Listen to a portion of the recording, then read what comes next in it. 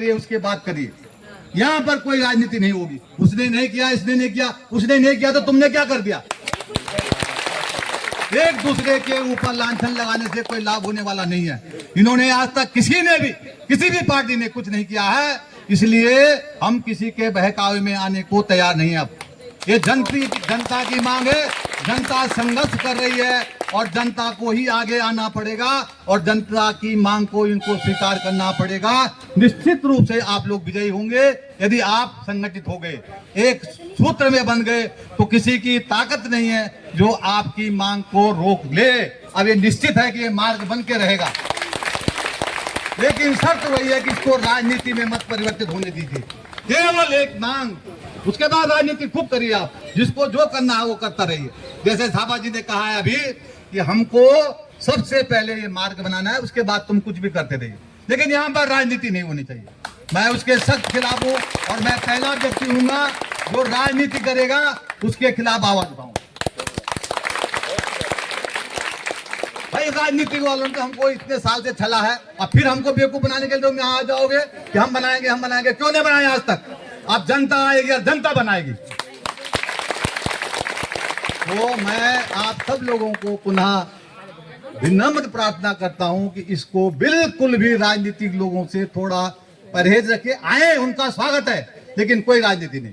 एक लक्ष्य, एक ही नारा जो बताया गया है कि बस ये लाल ढांग चिल्लर खाल मार्ग बनाओ हमारा, राजनीति बाद में करते रहो। तो निश्चित रूप से आप सफल होंगे और मैं आप सब लोगों को बहुत बहुत साधुवाद देता हूं कि आपने एक अलग जगाई है। खास करके थापा जी को मैं बहुत बहुत धन्यवाद देता हूं। मैं कभी किसी आंदोलन में, किसी भी मैं उस मुहिम में कभी नहीं गया, लेकिन थापा जी के कहने से मैं दिल्ली तक पहुंच गया इस उम्र में। वहां पर जितने भी लोग थे, सबसे बुजुर्ग आदमी मैं ही था वहां पर। 81 साल 80 साल पूरे हो गए। मैं वहां जंतर मंतर पर गया। हमने कोई राजनीति करनी नहीं, अब क्या राजनीति करनी है? जब हमने आज तक जीवन भर एक प्रधानी का, एक मेंबर का भी चुनाव नहीं लड़ा, तो अब क्या राजनीति करनी? हमारा राजनीति से कोई मतलब नहीं है। एक सूत्री कार्यक्रम है कि ये लाल ढांग चिल्लर खाल मार्ग बनना चाहिए। इसीलिए हम आपके साथ वहां तक दिल्ली तक पहुंचे और यहाँ से भी चिल्लर खाल से कोटद्वार तक अभूतपूर्व डू समथिंग सोसाइटी और तमाम सामाजिक संगठनों ने एक बहुत बड़ा जुलूस यहाँ से जो निकाला है वो अभूतपूर्व था और पूरे देश में उसकी अलग जग गई है।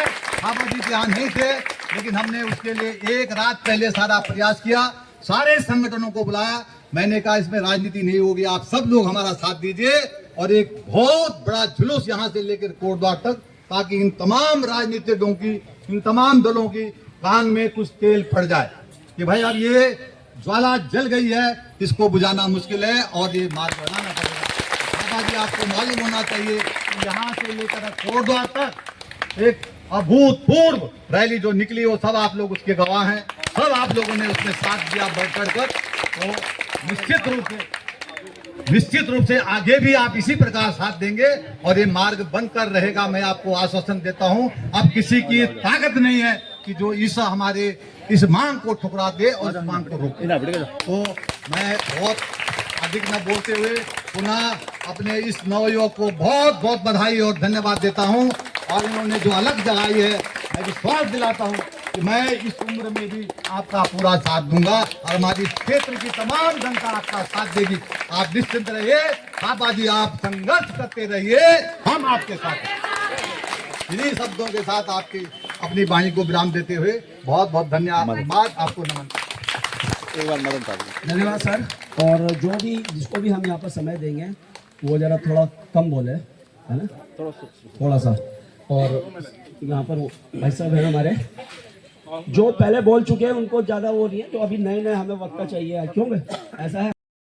लौ जल रही है। इसी प्रकार मैं पत्रकार भाइयों से गुजारिश करूंगा कि आप इस लौ को इसी तरह जलाते रहे। तो लीजिए, मैं अपनी भाषा में आपको ये गीत मैंने 2-4 लाइनें लिखी है, मैं सुनाता हूँ। अरे पहले से जनता जागी रे, जनता जागी रे, पड़गे